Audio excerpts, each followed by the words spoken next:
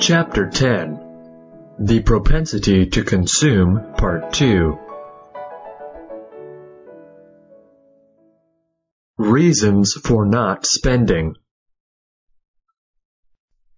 After a first chapter of 18 pages on the propensity to consume, Part 1, the objective factors, Keynes has a chapter of only 5 pages on the propensity to consume, Part 2, the subjective factors. He begins by declaring that there are, in general, 8 main motives or objects of a subjective character which lead individuals to refrain from spending out of their incomes. Page 107.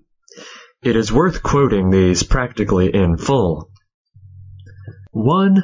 To build up a reserve against unforeseen contingencies. 2. To provide for an anticipated future relation between the income and the needs of the individual or his family different from that which exists in the present, as, for example, in relation to old age, family education, or the maintenance of dependents. 3. To enjoy interest and appreciation, i.e., because a larger real consumption at a later date is preferred to a smaller immediate consumption. 4. To enjoy a gradually increasing expenditure, since it gratifies a common instinct to look forward to a gradually improving standard of life rather than the contrary, even though the capacity for enjoyment may be diminishing. 5. To enjoy a sense of independence and the power to do things, though without a clear idea or definite intention of specific action. 6. To secure a masse de manœuvre to carry out speculative or business projects. 7. To bequeath a fortune. 8. To satisfy pure miserliness, i.e., unreasonable but insistent inhibitions against acts of expenditure as such. Pages 107 through 108.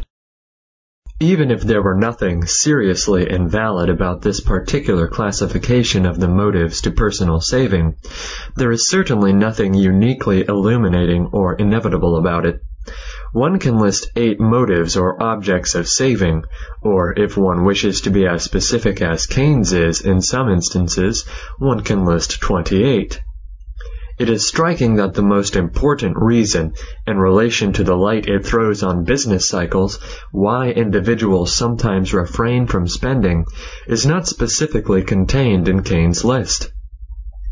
This is simply the expectation that prices are going to fall, or to fall further, and that if the buyer waits long enough, he can get what he wants cheaper. It could be argued that this might find a place under Keynes's 6th reason, but for that matter, it could be argued that all of the more specific motives for personal saving could be summed up under a single broad motive: to build up a reserve against future requirements or contingencies, whether these are definite, probable, or merely possible. The motive, in other words, is to provide both for the certainties and the uncertainties of the future, from buying tomorrow's dinner or paying next month's rent, to taking advantage of a speculative opportunity or leaving one's family comfortably off in the event of one's death. Such things as pure miserliness, emphasized by Keynes, can safely be left out of account for practical analysis. First, because relatively few people are addicted to it in a modern industrial society, and secondly, because the relative amount of it probably remains unchanged from year to year, if not from generation to generation. If we are talking of all the motives to saving, there is a serious omission from Keynes's elaborate list of 8. People save to make roundabout methods of production possible, so that their productive capacity may be increased, and their future incomes, whether thought of in terms of money or of the flow of goods and services, may be correspondingly enlarged. True, they do this usually in their capacity as entrepreneurs or corporate managers, in their role as producers rather than consumers. And Keynes listed merely the motives which lead individuals, presumably thought of as consumers only, to refrain from spending out of their incomes. But by omitting this productive motive, he omits the very consequence that makes saving so essential for total economic growth, and so beneficent for society as a whole. If we wished to reduce our classification of the main motives to saving to just two, we should have to say that they were 1. To provide for future needs or contingencies out of part of present income, plain saving, and 2. To make roundabout methods of production possible, capitalistic saving, so as to increase future income. It is Keynes's almost total blindness to this second motive and result that accounts for his strange lifelong bias against thrift. For Keynes had a definite bias against thrift, of at least 20 years standing. See my quotation on pages 85 through 86 from Economic Consequences of the Peace. This is revealed again, in spite of Keynes's effort to seem impartial, in the paragraph immediately following the 8 motives to saving quoted above. These 8 motives might be called the motives of precaution, foresight, calculation, improvement, independence, enterprise, pride, and avarice. And we could also draw up a corresponding list of motives to consumption, such as enjoyment, short-sightedness, generosity, miscalculation, ostentation, and extravagance. Page 108. It may seem carping to notice it, but whereas Keynes lists 8 motives, including pride and avarice for saving, he lists only 6 motives for spending. He might easily have rounded out the latter list by adding recklessness and improvidence. It is true that these might overlap on some of the motives he does list, but the overlapping could hardly be greater than that of precaution, foresight, and calculation. Keynes does supplement his list of motives for individual saving with a list of 4 motives for institutional saving by governments and business corporations. These 4 motives are listed under the heads of enterprise, liquidity, improvement, and financial prudence. But Keynes treats these motives curtly and disparagingly, and hints that the last is almost certain to be excessive. The fear of thrift. In the second section of his chapter on the subjective factors in the propensity to consume, Keynes explains more in detail the reasons for his hatred and fear of thrift. But let us begin with his conclusion rather than with his reasons. The more virtuous we are, the more determinedly thrifty, the more obstinately orthodox in our national and personal finance, the more our incomes will have to fall when interest rises relatively to the marginal efficiency of capital. Obstinacy can bring only a penalty and no reward, for the result is inevitable. Page 111. As Keynes here anticipates some of his later arguments, we can also defer a closer analysis of them until later. But as the argument that he puts forward concerning interest rates is of central importance to his theory and to his recommendations concerning economic policy, some brief comment seems desirable. The influence of changes in the rate of interest on the amount actually saved is of paramount importance, but is in the opposite direction to that usually supposed. For even if the attraction of the larger future income to be earned from a higher rate of interest has the effect of diminishing the propensity to consume, nevertheless we can be certain that a rise in the rate of interest will have the effect of reducing the amount actually saved. For aggregate saving is governed by aggregate investment. A rise in the rate of interest, unless it is offset by a corresponding change in the demand schedule for investment, will diminish investment. Hence, a rise in the rate of interest must have the effect of reducing incomes to a level at which saving is decreased in the same measure as investment. Page 110.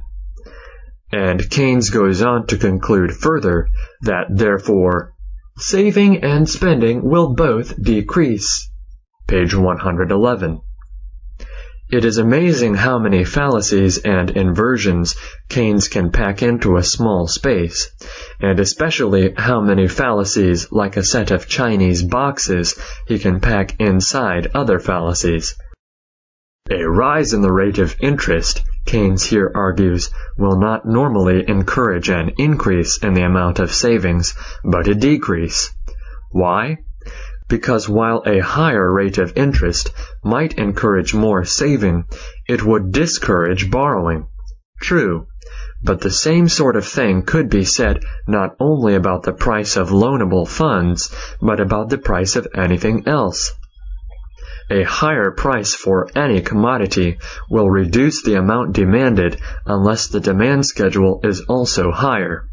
But it may be precisely because the demand for that commodity has increased that the price has been bid up in the first place. Therefore, the higher price will not cause a reduction in the amount demanded for the simple reason that it is the increase in demand that has forced up the price. The same reasoning applies to the interest rate, which is another name for the price of loanable funds. An arbitrary, uncaused rise in the rate of interest would, other things remaining equal, lead to a reduction of borrowing, a reduction in the amount of loanable funds demanded.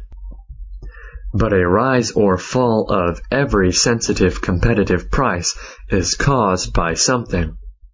If the rise in interest rates had been itself caused by a rise in the demand schedule for investment, as Keynes parenthetically and left-handedly admits to be possible, then the rise in interest rates is merely an adjustment to the rise in the demand schedule for investment, and will not necessarily cause less loanable funds to be demanded than before. Indeed, if the rise in interest rates is not sufficient to offset the rise in the demand schedule for investment, more capital will be demanded at the higher interest rate than at the previous lower one.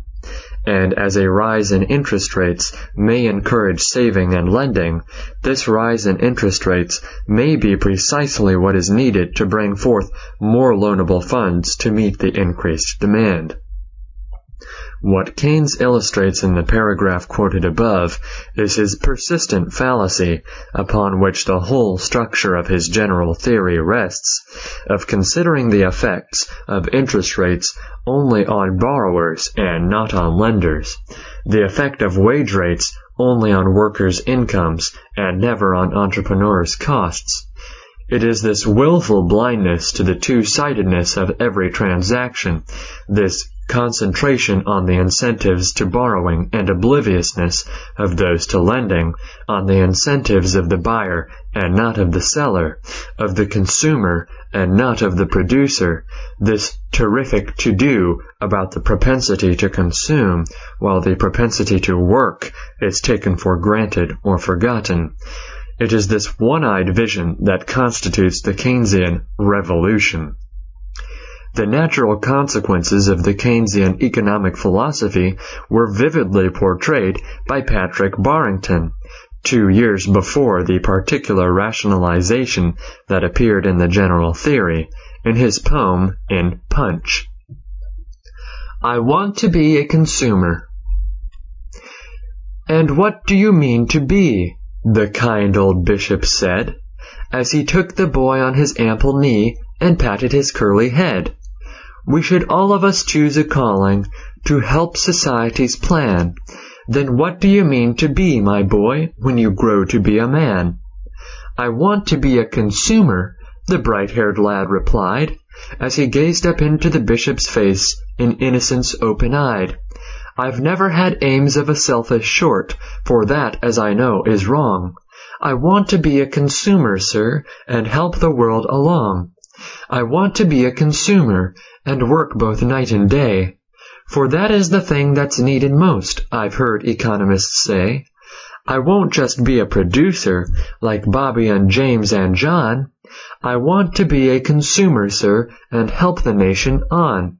But what do you want to be? The bishop said again. For we all of us have to work, said he, as must, I think, be plain. Are you thinking of studying medicine, or taking a bar exam? Why, no, the bright-haired lad replied, as he helped himself to jam. I want to be a consumer, and live in a useful way. For that is the thing that's needed most, I've heard economists say. There are too many people working, and too many things are made. I want to be a consumer, sir, and help to further trade. I want to be a consumer, and do my duty well, for that is the thing that's needed most, I've heard economists tell. I've made up my mind, the lad was heard, as he lit a cigar to say, I want to be a consumer, sir, and I want to begin today.